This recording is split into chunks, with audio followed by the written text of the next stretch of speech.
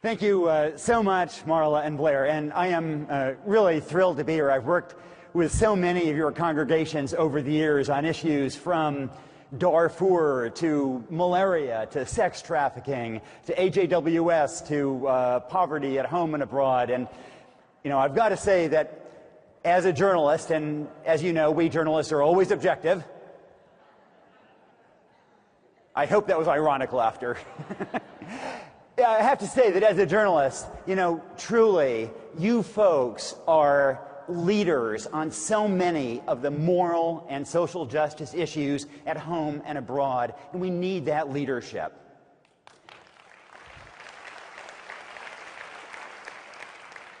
But I'm also here partly to challenge you, not just to flatter you, but also to challenge you. And I do think that we can raise our game and that we can do a better job on so many of these issues. And, you know, maybe too often we focus on good intentions and not enough on outcomes. Or in advocacy, we focus on giving voice, but we don't always make sure that we actually achieve change.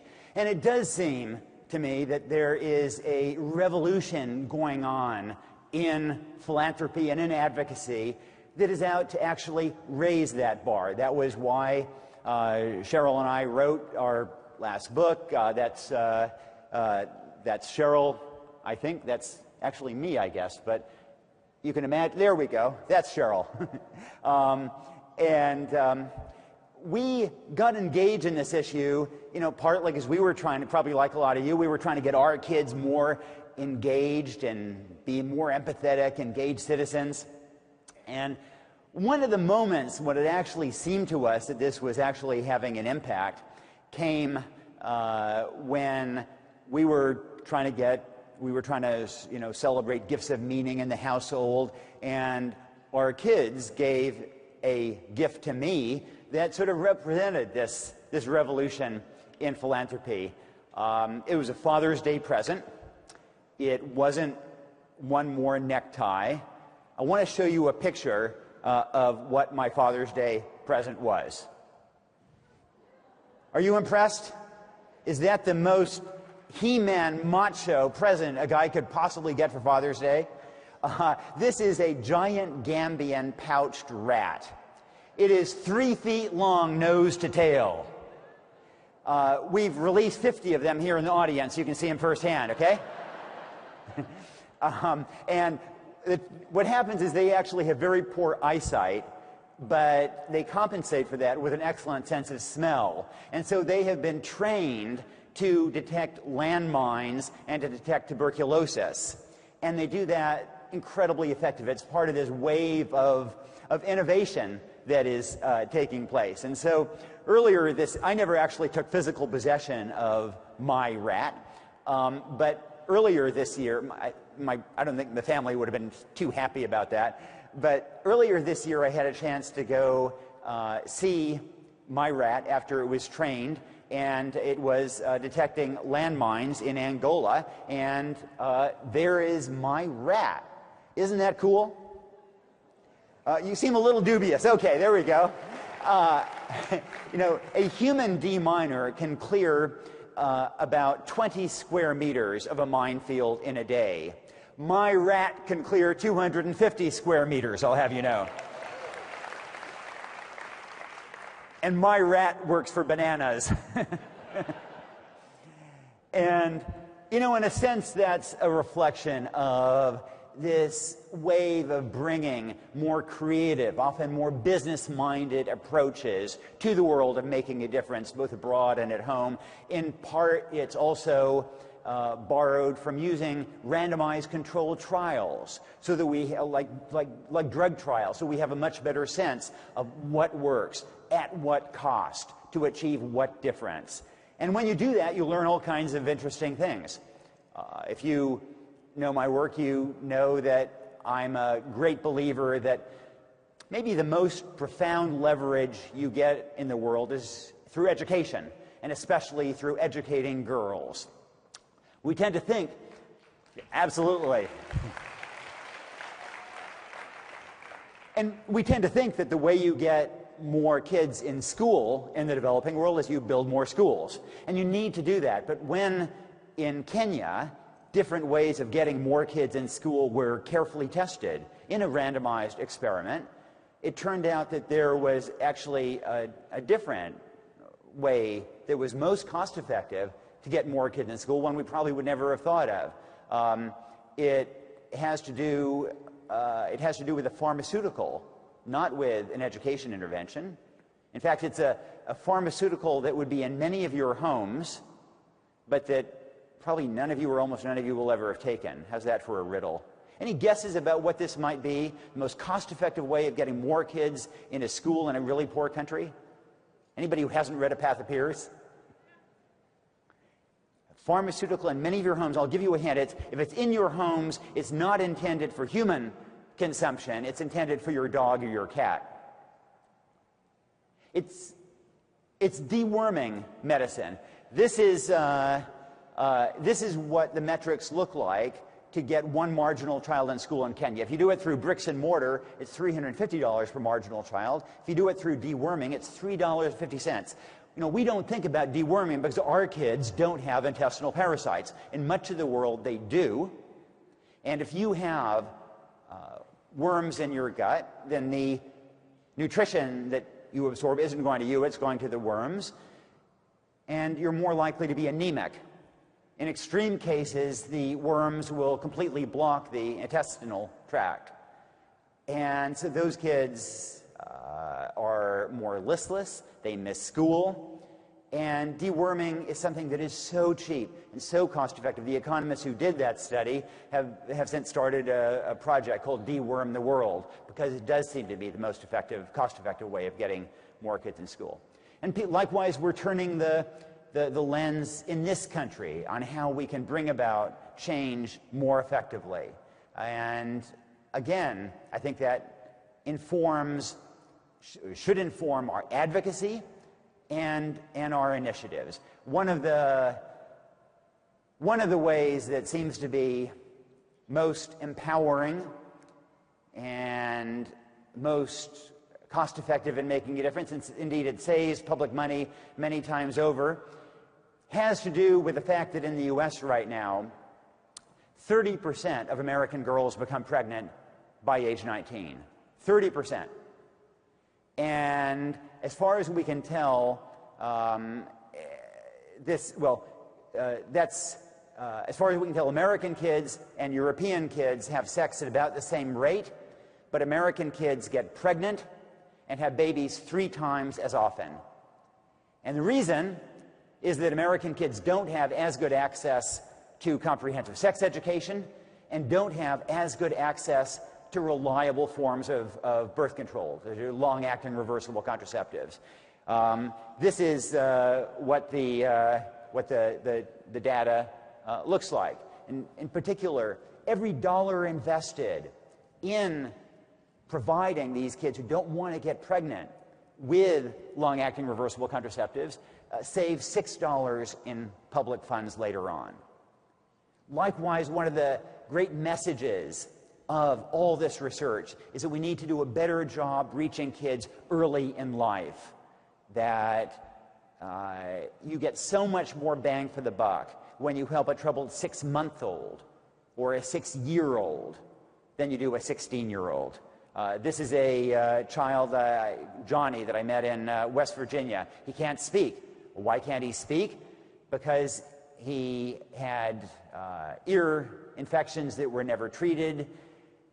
Finally, he got a hearing screening from Save the Children, and the ear problems were cleared up. But by that point, his brain had been developing, and he hadn't been getting any auditory stimulus.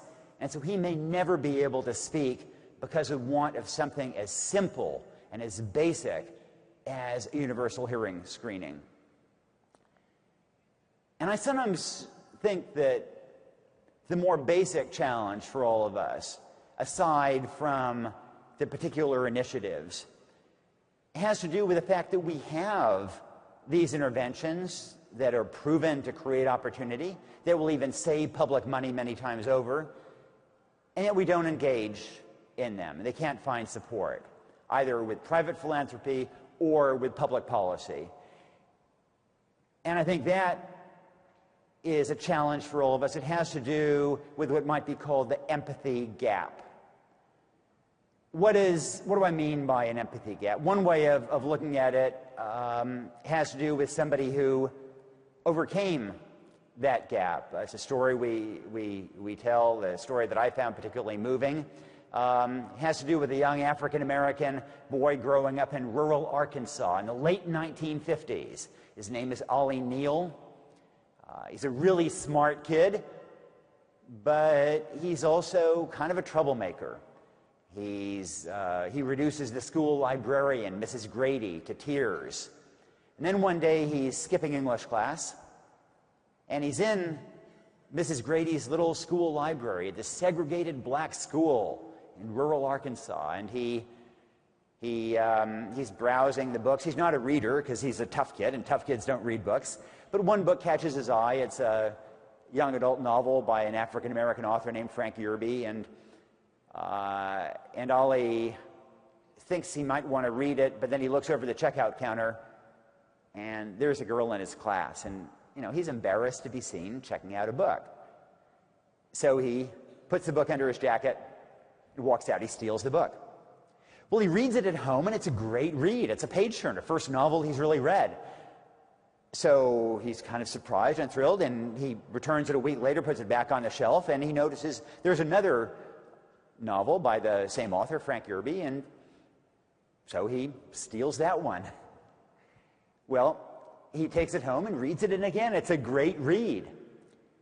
So he eventually returns it. He notices a third Frank Yerby novel he hadn't seen before. He steals that one. This happens 4 times, and it turns him into a reader. He ends up graduating to more literary fiction, to current events. And from this segregated black school, he goes on to college, to law school, becomes a leader in the civil rights movement, a prosecutor and a judge. This is Judge Ollie Neal. And he's sort of a hero in this school community that he had gone to. So at one of the reunions, he sits down with Mrs. Grady, and he says, "Mrs. Grady, it's your little library that completely turned my life around. But I got a confession. I was stealing some of your books." And Mrs. Grady said, "Well, Ollie, I have a confession too. I saw you steal that first book." And she said that she'd been really indignant. Here's this obnoxious jerk stealing books. And she was about ready to go and confront him and yell at him. And then in this moment, this flash of empathy, she understood that he was embarrassed to be seen reading. And so she let him steal it. And then, even though he's a obnoxious jerk who had made her cry, that weekend she drove 70 miles to Memphis to the used bookstores there to find another book by Frank Yerby.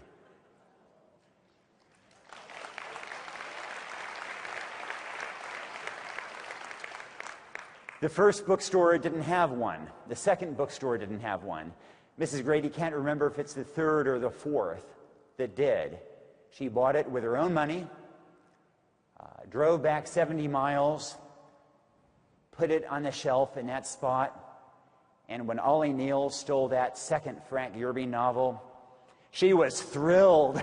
And then she drove back to Memphis and did it all over again. This is a African-American woman who had every reason to be embittered, both at the world and Ollie. She'd been discriminated against on the basis of gender and on the basis of race, seen her opportunities limited, and then Ollie had defied her, had embarrassed her, humiliated her, and yet she took this incredible chance on him.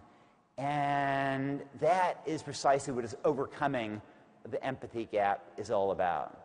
In contrast, today, one striking evidence of the empathy gap is that in the U.S. right now, somewhat surprisingly, the most affluent 20% of Americans actually donate less to charity than the poorest 20% as a fraction of incomes. Now, why would that be? Affluent Americans aren't intrinsically any less empathetic, any less compassionate, any less good than anybody else. The answer seems to be that if you are affluent in America today, then it's easy to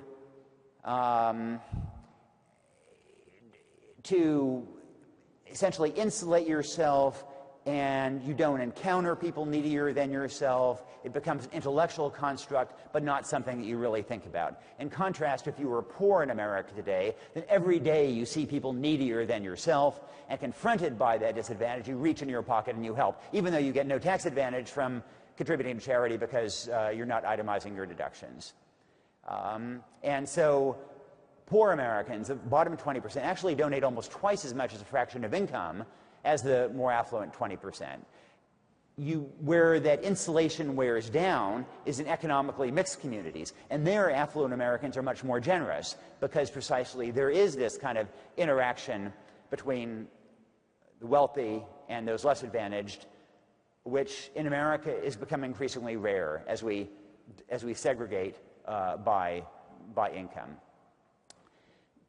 But the other danger of this kind of insulation, of this empathy gap, is not just a lack of private giving, but it's public policies that are inimical to opportunity.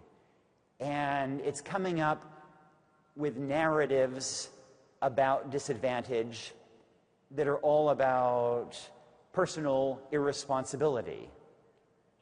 And let's be real. There is something real to this. There's no doubt that people periodically, partly because of hopelessness, engage in incredibly irresponsible behaviors, in self-destructive behaviors, in ways that compound their disadvantage and make that hopelessness self-fulfilling. But I think it's also clear that as long as we're going to have that conversation about irresponsibility, and it's a legitimate one to have, then let's also have a conversation about our collective social responsibility to create opportunity in ways that will help individuals and will even save public money several times over in doing that.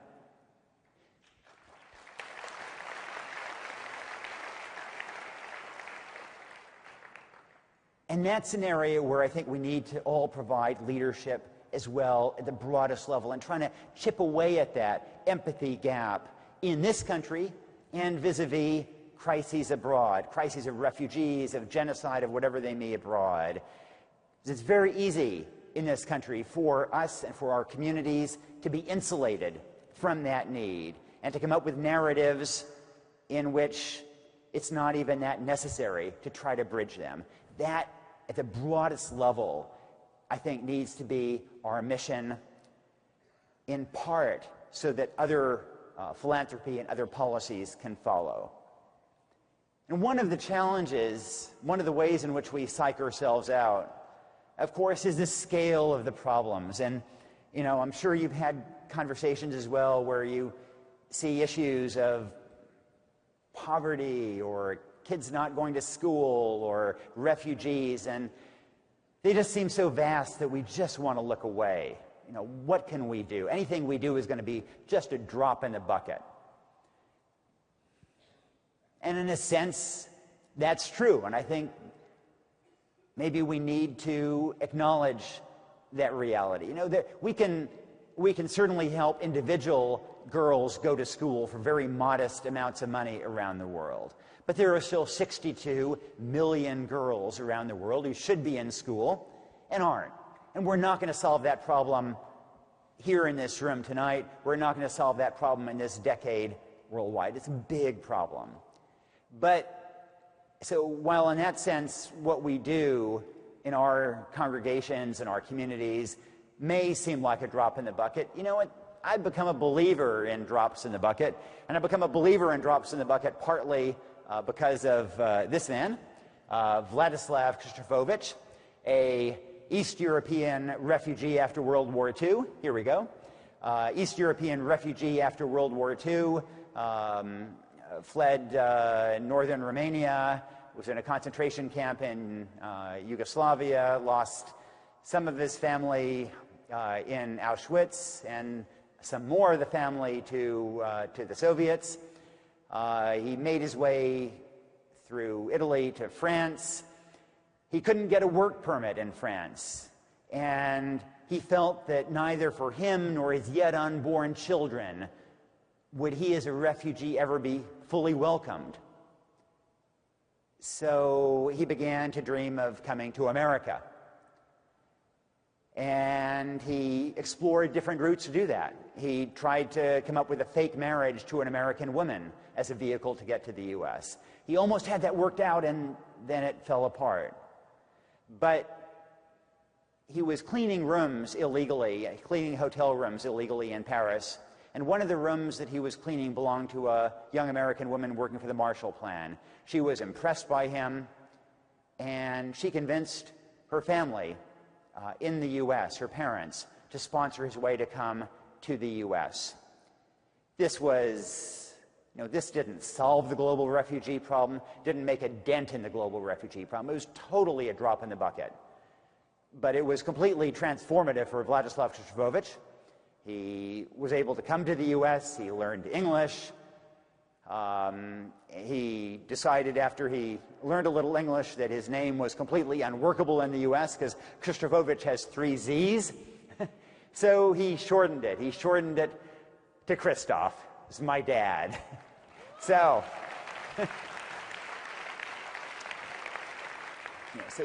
take it from me, drops in the bucket. That truly is how we end up filling buckets. And that is how we can indeed have an impact on the world. We don't need to apologize for when what we do is just a drop in the bucket. That is powerful. And I want to just finally leave you with an additional challenge.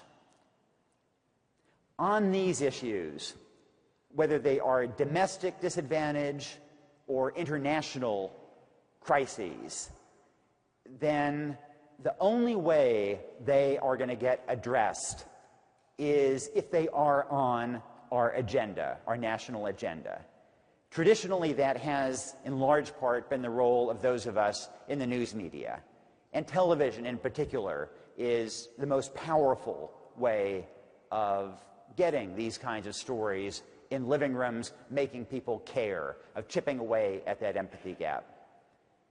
And historically, we haven't done a great job of it. But I've got to tell you that if you think we haven't done a great job in the last 20 years, I fear that in the next 10 or 20, it's going to be even worse. Whether it's television or magazines or newspapers, the business model of much of journalism is in crisis. And these are stories that are not intrinsically compelling. I know every time I go to South Sudan or Angola that this is going to be expensive, it may be dangerous, and my audience is going to drop. And if you're an executive producer of a television program, you know that as well. You can send a crew to go cover some important story. But your ratings will drop compared to a rival who puts a Democrat and a Republican in a studio together and has them yell at each other. That is the sad reality of it now. And so, as we in the media, I fear, and not everybody, obviously there are still some great organizations doing good work, but in general, I fear that we in the media will be dropping the ball on this.